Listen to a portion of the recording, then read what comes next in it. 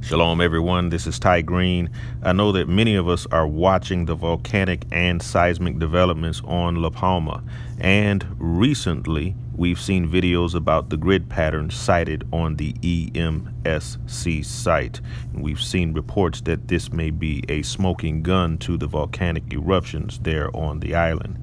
Now, I wasn't sure what to think of it in the beginning. And like many of us, there's so much information to sift through, and we know that there's some foul play out there, some of which form up into the collapse that prompt this rise that we expect shortly, according to the Bible in Daniel 7, Revelation 12:3, and Revelation 13 verses 1 and 2. However, in regards to the grid pattern of earthquakes displayed on La Palma on the EMSC site, I believe that this may be software related. Too many earthquakes in a specified area may result in groupings due to limitations in the software that can only be seen when we zoom in closer. And that's why when we look at Crete, we don't see the same thing. Way too many earthquakes on La Palma displayed in a small area. I followed up by going to the IGN site, and I saw the recorded earthquakes from 90 days ago, 15 days ago, and 3 days ago. And what you're seeing right now is a screen capture from when I went on the site. When we zoom in, we can see that it only allows us to go in so far, but we can see that there's a lot of quakes there. There's a lot of data to be displayed in a relatively small geographical area.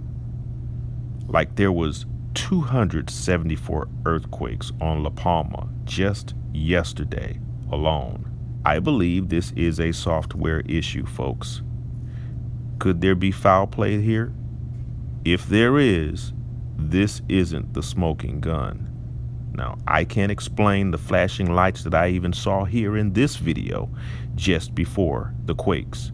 I can't explain that either, but just because I can't explain it doesn't mean anything until I can gather more evidence to help in concluding what this is.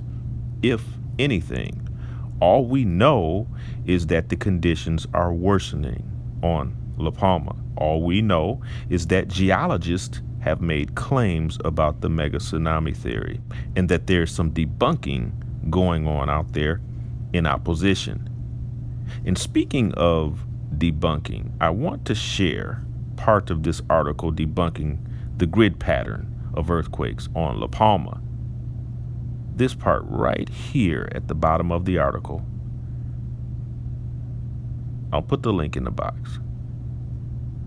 The island is, quote unquote, not under attack by any strange forces, nor it is by any significant likelihood going to collapse and produce a, quote unquote, mega tsunami to devastate the U.S. East Coast. This scenario is so extremely unlikely that it is not worth any headlines, but unfortunately enjoys lots of media attention who seek sensationalism. This statement is very concerning. We're told to trust the science, right? And we've heard of several highly degreed geologists, watched them on documentaries speaking of this mega tsunami landslide theory. And somehow, now that all of this is happening, somehow we're not supposed to believe them now? Now it's extremely unlikely. This brings me to my point. I know we're busy and rely on others to take the time to share with us. We appreciate them. In addition to their efforts, we need to follow up ourselves because there's so much at stake. I believe that the grid pattern earthquakes are a software issue on that particular site. However, I would not disregard what's going on there. I still have a plan just in case. The end result is an awareness and a preparedness, as we know that scripture details this time as the transition into the tribulation. We know the end result. But the triggering events that causes the collapse, we don't know what they are in full. We can say that this pestilence around the world is indeed a conduit, but I believe something more happens, one of which happens on a particular continent. As the Thayer lexicon says for the word wound, G4127, a public calamity, heavy affliction, plague. Don't know what it is yet. La Palma could play a role in this. We don't know. So we watch, pray, and be prepared. Today is the day of salvation through Jesus Christ. These are the very same days that we are warned of. So please take these warnings seriously.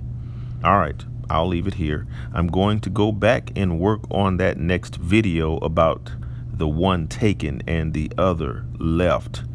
Some folks want to be left behind because being taken, they believe, is not a good thing. And we're going to get into that next in this Days of Noah series. All right. Love y'all. Shalom.